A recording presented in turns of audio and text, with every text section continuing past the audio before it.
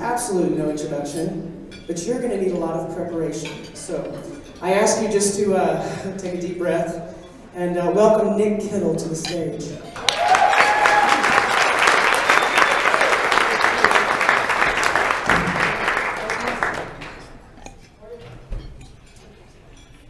Here's our topic for today, ladies and gentlemen. Environmentalism by M&Ms. I'm sorry, did you get that for me? I got it. Is that it? No, that's it. I'm sorry. Environmentalism by M&M. That's what I mean. That's right. For those who don't know, I'm going to talk to you today about environmentalism and environmental lessons from M&M. So that's our topic for today. He's known as the Slim Shady, Marshall Mathers. For those who aren't familiar with M&M, he is a controversial gangster rapper. We are going to use his lyrics to impart environmental lessons today, and I hope to share all of those with you. That's right. It's going to be fun, folks. He's controversial, and that's important because what I'm going to talk to you today, I hope to incite a little bit of controversy. I hope to get you thinking. I hope to freak you out a little bit and then bring you back down to earth, and we'll have a good time doing it, I hope. But there's inspiration to be found everywhere if you know where to look, so I say let's look to M&M for some wisdom. And for those of you who are concerned you won't be able to follow along and gangster rap isn't your style, don't worry, I'll be reading the lyrics in my slowest voice. So let's translate. Let's get this kicked off here. Stimulate. I'm only entertaining you. My goal is to stimulate, making you high. And take you and I to a place you can't see. But I believe you can fly. I don't mean nobody harm. I'm just partying. I'm not your dad. I'm not your mom. I'm not your guardian. Just a man who's on the mic, so let me entertain you. And what do I mean by that? Stimulate. Look, the bottom line is that we're talking about something that needs to stimulate people to invite them into the conversation. If it's not exciting, it's not going to be something that pulls people into a conversation. It needs to be stimulated. We're trying to engage a larger population. We want people to join a conversation about what we're fighting for here. And in order to do that, we need to get them excited. We need to have people feel passion coming through us. Look, passion inspires millions of people. Zealousness inspires one, yourself. We need the passion to shine through, okay? We need to stimulate and excite. We need to inspire. It's a serious topic, but if we're not having fun, who wants to hang out with us? Right? It's a serious topic, but we can have fun doing it. So that's what I'm urging you to do. Stimulate. When you talk with somebody, find a way to invite them into a conversation. Let your passion shine through. It's a serious topic, but it needs to be fun. If you'll notice, I've weaved in some conference themes here, so we're tying it all back together in one big, wonderful circle. It's going to be great. Think bigger. This is survival of the fittest. This is do or die. This is winner takes it all. So take it all. Live, breathe, your whole existence just consists of this. Refuse to quit, fuse is lit, can't diffuse the wick. Brilliant. Thank you, Eminem. And what are you talking about here? Survival. Look, this was a tough year. I want to acknowledge a good friend of mine who's in the audience today, Carrie McCausland. Carrie's right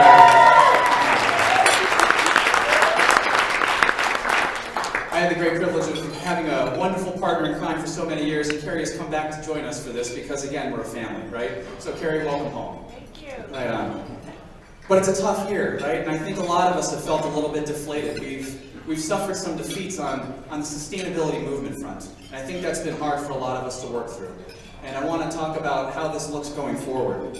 But I want to talk about what happened in one of the sessions yesterday, and I wasn't sure how I wanted to talk about it. An individual in one of the sessions yesterday was very passionate and is one of the leaders on one of these topics. Again, we've got many topics in sustainability, but one of these topics nearly broke down from how much passion he felt for his topic. And I can only say that in the moments where we don't know how we're going to go ahead and go forward, in the moments where it seems dark and we don't know what's next, it was moments like that that remind me that we've got passion and we've got people who will speak the truth no matter what the consequence. And I'll say that this individual faces consequences for what he said yesterday, and I can only say that it was brave and brilliant to see somebody mean as much as what he said yesterday. And I can't identify him because I don't want to do that. I just want to say that when you have this much passion and this much belief in one place, it's really inspiring to know that that's out there, because we'll speak our truth. Whether we have setbacks or not, we'll speak the truth, because this is about survival of the planet. right? We're in a fight for the planet, and it starts in our backyard. That's why we're here. Let me ask you this. Do you really think there's anybody against the planet? Let me ask you a question. Are you against planet Earth? Anybody in here want to raise their hands? When we ask the question that way, nobody's really against the planet. But somehow when we ask the question the other way, are you supportive of saving the planet? All of a sudden we have opposition. All of a sudden there's a conversation. It's a different kind of conversation. So people aren't fundamentally opposed to the planet. So there's something in the way that we're having a conversation. There's something about the conversation we're having that isn't inviting people in. Just something to think about. Again, what we're interested in is pulling people into a larger, a thoughtful, a more educated conversation, because knowledge leads to power, power leads to hate, hate leads to... Nope, wait a second, I want to back that up. Where's M&M when we need it? Knowledge is power. Look, and education is the way to invite people into a discussion about our planet's survival. It's important that we don't fail. That's why we're here, and that's why we do what we're doing. But I want you to be careful what you wish for, right? Be careful what you wish for, because you just might get it. And if you get it, then you might not know what to do with it. Because it might just come back on you tenfold. Think bigger. But you gotta be careful what you wish for. Every single issue has nuances. Stop thinking in sound bites. This is about understanding truth and argument about nuances and unintended consequences, and there are a lot of them. For example, I wish Colorado Springs would make huge greenhouse gas cuts. Who's with me? Right? We did. This is what it looked like. We famously shut off our streetlights, stopped watering our parks, shut down our transit routes, and made the largest greenhouse gas cut of a major city in US history. Larger than Boulder, larger than Portland, larger than San Francisco. We beat them all. We made the largest cut. We cut out what effectively is 15.8% of the greenhouse gases generated by the city of Colorado Springs. But guess what? We also saved $4.25 for every resident when we did it. Right on. This lunch is not free, but $4.25 went right back into it, so that's good stuff, people. But here's the catch.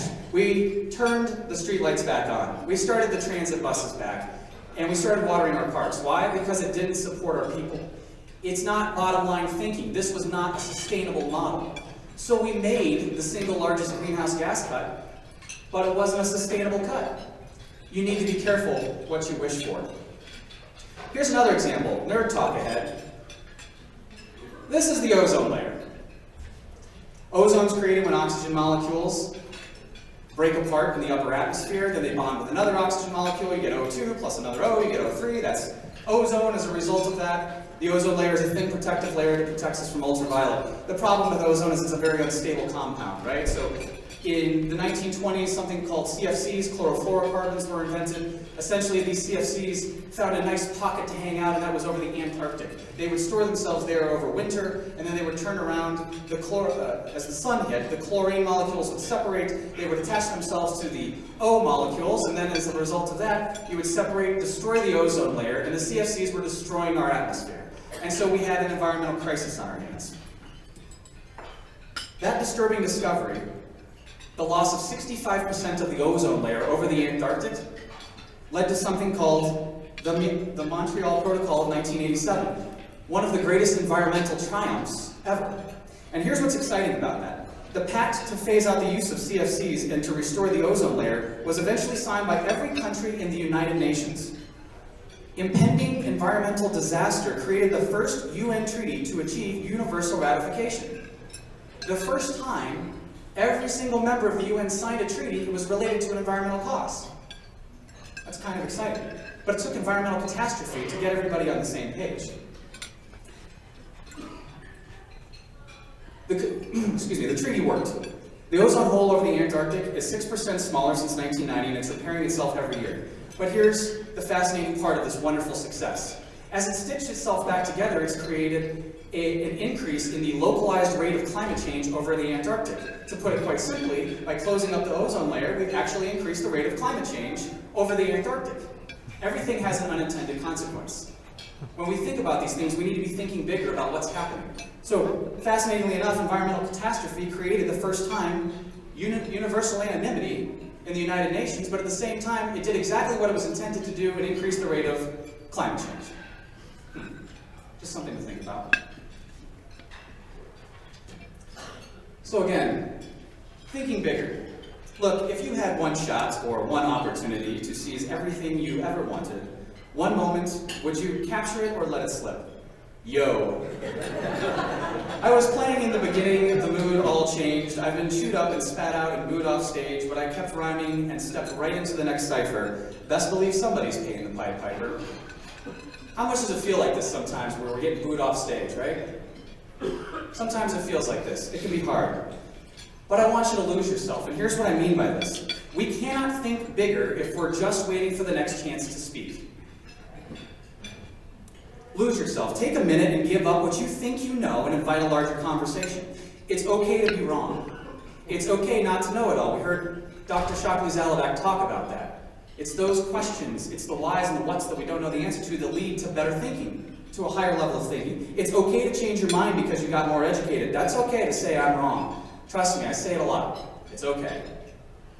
This means we have to stop thinking in sound bites. We can talk in sound bites because that's relatable for a lot of people, but our knowledge must run deeper to be effective. Issues have nuances, right? So let me ask something. How many people in here think they know the composition of carbon emissions in the United States? Right? We talk about it from a climate change perspective. So what actually is the composition of carbon in the United States? Here it is. It's a blank pie chart. There are 4 segments. I'd love it if anybody wants to take a stab at it. Here are the 4 segments. Commercial, residential, industrial, and transportation. Anybody want to take a shot at it? We've got industrial's yellow over here. Anybody else want to take a shot? Transportation. We've got transportation's yellow. Let's go ahead and fill in the gaps here. Here's what it looks like. Transportation is 34%. Commercial is 18, residential 21, and industrial 27%. I'm just putting this out there because as much as we individually know about our own specific areas, and this being something that we all have a concern about, probably the majority of us couldn't have filled this out correctly. We could have taken a guess, we might know what it looks like, but this is about increasing our knowledge level. It's a simple example of ways that we can go ahead and get better at educating ourselves, and there's always a chance to educate yourself and learn a little bit more. But what's important is that we listen closer, right? So let's go back. Follow the yellow brick road as we go on another episode. Journey with me as I take you through this nifty little place. The yellow brick road is the path that we need to take to get somewhere with our sustainability goals. We need to invite others on the journey with us. How are we inviting others to be a part of this process? It's about how many people we can bring on the yellow brick road with us, right? Dorothy brought along the Scarecrow and the Tin Man and the Lion. 3 people with different issues who needed support and were happy to provide their support in return. When Dorothy got to the end and they melted the witch and the wizard said, "No, I'm not going to give you what you came here for," Dorothy didn't stand for it, and neither did her friends. They got what they wanted because they stood together and they stood up and they didn't say no. But she invited people in the conversation on the way there. She invited people to come with her. And that's how they were able to get what they wanted from the wizard. They didn't say no, but they invited people along the way. I want to tell you about something, and this is going to bore you to tears. Okay, so I'm just forewarning you. This is government talk, okay? But they have a thing called the Blight Mnemonic. When we have a project in government and we're going to build a road to somebody's backyard, and they're going to come out and oppose it. There's going to be opposition. They do a thing called the Blight Model. It's called Systematic Development of Informed Consent. A whole bunch of wonderfully fancy words. But here's the thing, it has some very important concepts behind it, okay? And I want you to apply this to sustainability because I think these are some of the issues that we deal with. You have to ask some questions. First of all, the question that you need to be asking is there really a problem? If you can't answer that question correctly, you're not going to bring people into the conversation with you. The second one, are we the right people to solve that problem? If you can't convince people that you're the right party, you're not going to solve the problem. The next one is, the way that we're solving the problem is reasonable, it's sensible, and it's responsible. Is that what we're doing? And the last thing is that we do listen and we do care. If we're not listening, if we're closed off, or we're not making sure that people know that we care, they're not going to be invited into the conversation. I want to give an example of how this has worked against us as a sustainability community in the not too recent past, actually. and that was related to the regional action plan. There had been months and months of work. A lot of you participated in the plan's design, putting it together, making sure that this was a thoughtful plan. It was approved by so many different people in the region. And then, at the 11th hour, as often happens with these kinds of projects, stark opposition materializes itself out of nowhere. That's what happens with these kinds of projects. And in this case, county commissioners who had approved the plan turned around, and in the county commissioner meeting, as a member of PPAC's board, they approved the plan, and then in the county commissioner meeting, they opposed it. Well, why did they oppose it? Because there were 8 people who showed up, half of them from Denver, quoting a website about this being a UN Agenda 21 land grab plan. The website itself was a yellow background with red bold writing in all caps, okay? So the most credible website they could find. And they turned around and imparted to the county commissioners that there were 8 of them. There was only one of us in the room. At the 11th hour, 100 people, 200 people, 300 people put their energy into this plan for months. And at the last minute, 8 people showed up and derailed it because we weren't in the room. I'm just saying, when we have these moments, we need to follow it through. We need to finish what we start. And that is a great plan, and it deserves more than what it's getting right now, but it's something that we can look forward to. I just want to point that out because there are opportunities for us to stand up, and we need to seize those opportunities when they happen, because the opposition comes at the 11th hour. It's not going to be there along the way, it's going to come at the end. That's when we can stand up and participate too. So with that said, this is the equation that we all learned, right? Red plus blue equals purple. I don't like to think of it that way. This is how I think of it. Red and blue equals green to me. This is not a partisan issue to my mind. 2/3 of El Paso County typically votes Republican and conservative. So let's talk about the elephant in the room, pun intended. No matter where you are in Colorado or the US, there's going to be people of different political persuasions, right? Red plus blue equals green to me. This is not a partisan issue, and we need to stop making it one. We heard about it yesterday. We heard the conservation's at the core of conservative principles. We heard mechanisms on how we can go ahead and improve that relationship and the language that matters to them. How can we make this equation happen? We use a different language. There are 3 types of conservatives in El Paso County and the surrounding region. There are fiscal conservatives, there are military conservatives, and there are religious conservatives. We have to be able to speak to all 3 of them, and the language that we use is different for all of them. A fiscal conservative cares about a financial argument. Look, green is green. It pays back. Let's talk about what those paybacks look like. We can invite people in on that front. Religious conservatives enjoy a discussion about social stewardship, brotherhood. I help my brother out, right? Social ecology and social partnerships are an important part of the religious language. Military conservatives are harder to pin down because there's different languages, but oftentimes they are religious or fiscal conservatives, so you can use those language to invite them in. But we know, in order to be successful, we have to invite more people in on the journey, right? That's what the Yellow Brick Road's about. We have to bring in more people, and so the language that we use to invite people in is so important. Again, we already established, nobody's going to raise their hand to, I hate the plan. I'm against the plan. So it's something about the language that's not allowing them to buy in. Can we change the language, and can we invite more people into the discussion? That's what I'd ask you to think about. So, may I have your attention, please? May I have your attention, please? Will the real Slim Shady please stand up? I repeat, will the real Slim Shady please stand up?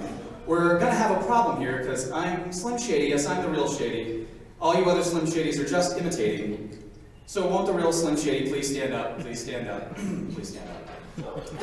Is the gangster rap working for you? Am I making it bland? All right. I'm just saying, it took a lot of effort to find ones that didn't actually involve curse words, so this took a lot of effort. I'm not going to lie. It's like 3 days worth of work to do, right?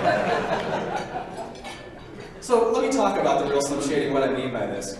Who's the one who's going to stand up? Right on. Jane's going to stand up. I like that. Who else is going to stand up? Right on. That's what I'm talking about. That's what I'm talking about. Let's stand up. I want to talk about something I did recently in my own way to stand up. And I want to talk about the Invest in the Spring survey. Okay? I want to talk about what the results of that look like. This survey was designed to ask the community, do you want to invest in yourself? And if so, what would you like to invest in? I want to tell you what I found out. First, let me tell you why I did it. I believe people want to have their voice heard, and I believe people want to invest in this Colorado community. And I believe in the power of team us. I believe in asking the question. So, it's the foundation of how Oklahoma City revitalized itself. Let me tell you a little bit about Oklahoma City. Again, a dying cow town, basically. Its industrial manufacturing facilities were falling to the wayside. They were dying. Boeing comes in, $1 billion facility promised to be built. They saw the quality of life going to be offered to their people, and they said, there's no way we're building here. $1 billion giveaway that was about to happen, and they said no. So what they did was they realized they had to do something to invest in themselves. So what Oklahoma City did was they packaged 9 projects together, something appealing to different segments of the community. So they found something that appealed to historic preservation, something about food, something about shopping and commerce, something about sports, something about arts. They found all of the different aspects of the community, and they found the projects that resonated most with the community. And they packaged those 9 projects together, and those 9 projects became something known as MAPS, MAPS 1. They gave individual projects to individual council members, so that council members had individual ownership on a project, were able to talk to their constituents about what was going on with the project. It also created a relationship between the council and the mayor at the time. It helped bridge that gap. So now there was accountability, now there was investment in the community, now there was an opportunity for everybody to have a meaningful dialogue about what that could look like. So the question is, what would that look like if we were to do it here in Colorado Springs? That revitalization, by the way, has led to MAPS 2 and MAPS 3, which are transportation and education, and completely revitalized that community. It's now one of the top destinations for young professionals. I'm talking Oklahoma City here, people, okay? I don't know if you've seen what's out our back door here, but I mean, you're kind of kicking our butts, and it's just like right there. But again, a very conservative community that found a way to invest in itself. So without further ado, I want to tell you what came out of the survey. So hold on. That's right. Go with a big old chart. So number 1 on the list, and feel free to applaud, the downtown public market. There were 700 people who voted in this survey in less than a week. Downtown public market was number 1. Pikes Peak Greenway improvements.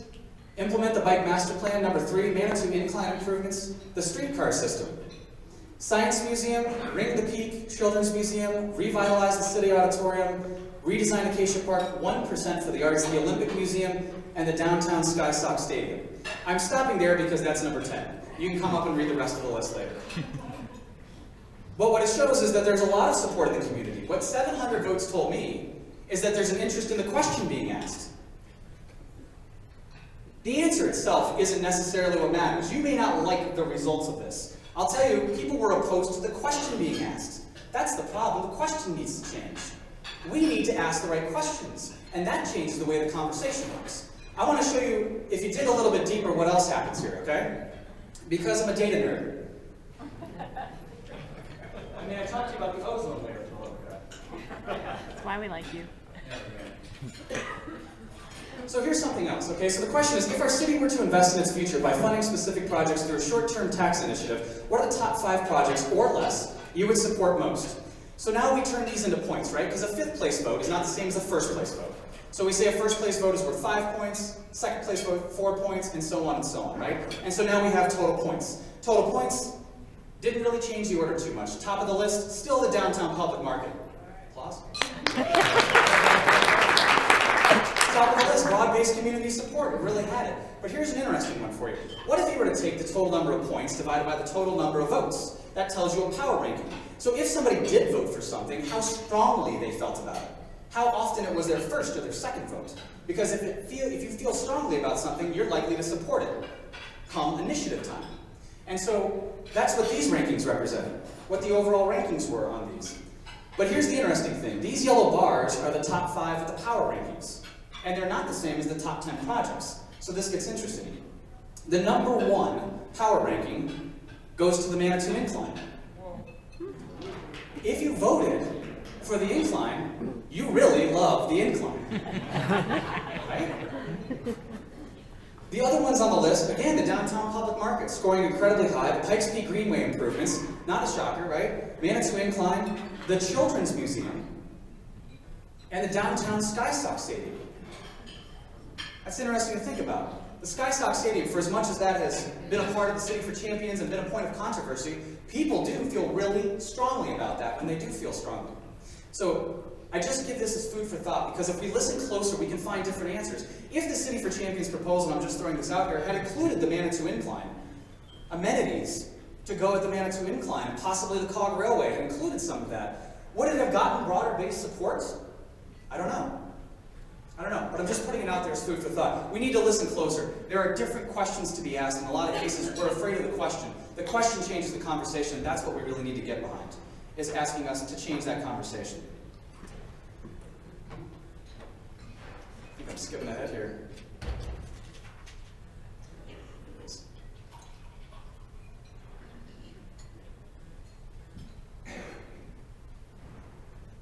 Okay, there we go. All right. Step by step, heart to heart, left, right, left, we all fall down like toy soldiers. Bit by bit, torn apart, we never win. But the battle wages on for toy soldiers. I never drag them in battles I can't handle unless I absolutely have to. I'm supposed to set an example. I need to be the leader. My crew looks for me to guide them. If some shit ever does pop off, I'm supposed to be beside them. I couldn't cut out all the curse words. Here's what I say to us. We're not right now standing next to our brothers and sisters. We're in the room together. We have a familial feeling, but we're not standing up at the same time. We have been divided and conquered. We need to pick one topic, not 10. Look, there are 200 people in this room that have a lot of passion for all the different areas of sustainability. Our interests span water, wastewaters, waterways, energy use, built environment, food, social environments, transportation, waste, and everything in between. And we all have something that we're personally passionate about. And so we focus on that. And if it doesn't involve our area of personal passion, how often do we step outside of our area of personal passion and support somebody else's who's in the room? It's diversity that drives the conversation, but it's killing our effectiveness. We are 200 people who care about 10 topics, but that means that there's only 20 people caring about each individual topic if they show up. So why not pick one topic and put our efforts into that? Let's have a show of force and a loud voice at the table.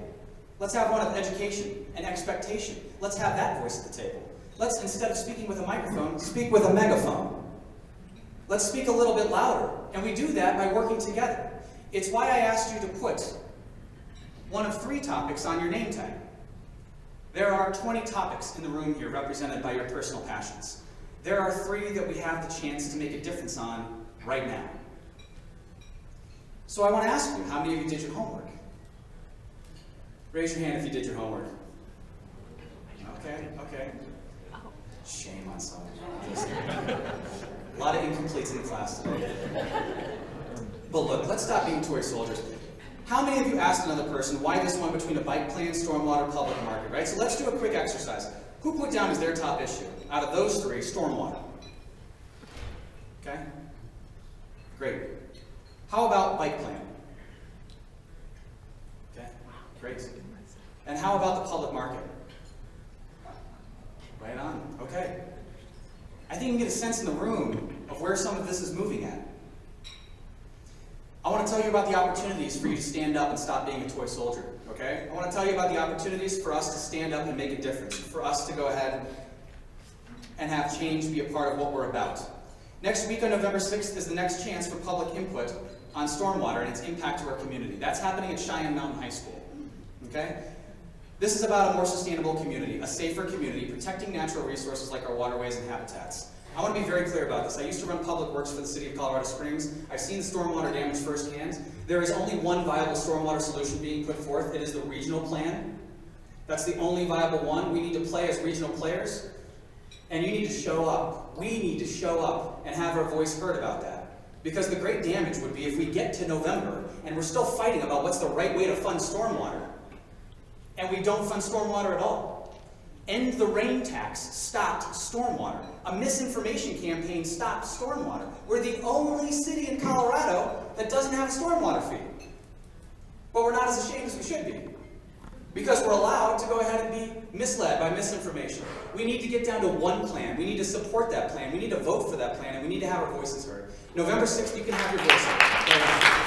Absolutely. It's a crisis in our backyards. This is our chance. Another opportunity is the Bike Master Plan. The last Bike Master Plan lasted for 15 years. It's the way that we connect our community. We're a silver bicycle-friendly community. We're doing all right. But we could do a lot better. If we have a bike master plan that really represents the interests of the folks in this room, what's not big enough? What needs to be bolder? What needs to be better? Can we go ahead and find out what that is? If you spoke out at Pikes Peak Area Council of Governments, who's putting this plan together, and let them know what you're interested in. can we get a better plan? And then can we get the money to implement it? It's an opportunity right now for you to get involved. If you care about biking and multimodal transportation, this is a great opportunity for you to shape the next 15 years of this community's future. So take the opportunity to step out on that. And there are so many other issues to get involved with, but the public market is the top of the list. If you were in the public market session today, where's Mike at? Mike? Mike, right on. If you're in the public market session today, 70 to 80 people showed up to hear about this, and that conversation could have easily gone on for 2 hours. It was a passionate discussion about something that people really want. They really want. That's what the people are saying. So let's get behind it. The plan isn't fixed yet, Mike, right? We're looking for the input. It's a chance to shape what this could look like for our community. So the chance is there for you right now to be a participant in the downtown public market and be a party to what that looks like. 3 ways you can get involved right now.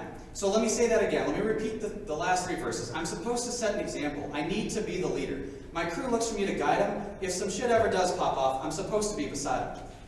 Be beside your neighbors. Let's not be toy soldiers anymore on this. You can sound the alarm, you can call out your guards, you can fence in your yard, you can hold all the cards, but I won't back down. Oh no, I won't back down. Oh no.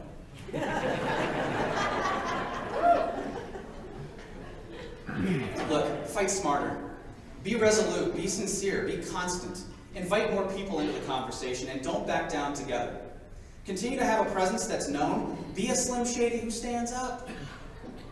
And stand up again. Be sure there are 200 people standing up. And do it all over again, win or lose. We're to fight for the planet, and it starts in our own backyard. We have the right and the responsibility to speak up and speak out. We have to think bigger. We need to listen closer. We must fight smarter, and it's time to act faster. As it was said, in a contest where persistence is pitted against intelligence, persistence wins. But guess what we also have on our side? Intelligence. What happens when intelligence and persistence are pitted against just persistence? I'm pretty sure we can win the day.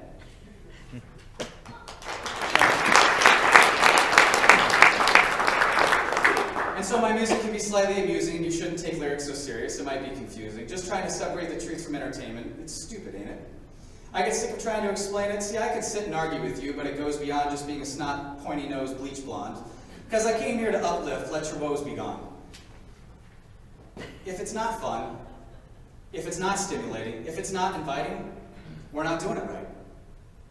Let your woes be gone. It was a tough year, but we have a new day ahead of us. Let's capture it. Let's find a way to go ahead and take the energy that's come out of this conference, the things you've learned about, the things that we know need to happen in this community. Let's put it behind one voice. Let's find a way to make a difference. There are 3 areas right now where you can stand up and make a difference. Don't go home. Don't slink away. Find a way to talk to somebody about how you're going to participate in stormwater, the bike plan, or the downtown public market. Let's get some energy behind it, and let's do this thing. I just want to say thank you for being part of my family, and I'm proud to be part of yours. Thanks, and have a great day.